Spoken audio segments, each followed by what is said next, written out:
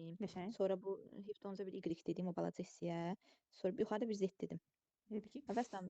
İndi üç bucağa görə birinci bu yazır ki, a kvadrat plus y kvadrat bərabər 36-ya. əla, qəşəng. Həmçinin bu birisində y kvadrat plus b kvadrat bərabər 4-ə.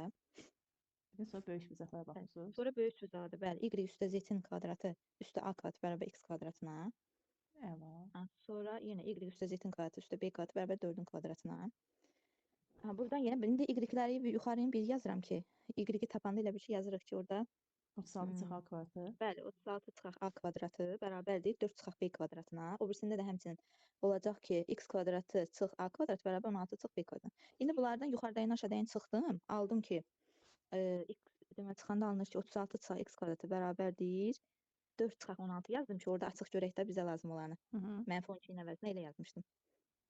Hə, yəni Hə, o çıxdı mı? şeydən Tərəf-tərəfə çıxdıq biruzə. bərabərliyi görmək üçün hə, elə yazmışdım birbaşa. Bəli. 4 kök 4. Tərəf-tərəfə çıxdınız dediyinizə görə mən də sizin kimi çıxdım. Yəni alt-alta Hə, çıxdım bunlara. 4 Bəli. kök 4. Bəli. Həmin də isbatı budur yəni həmin qaydanın.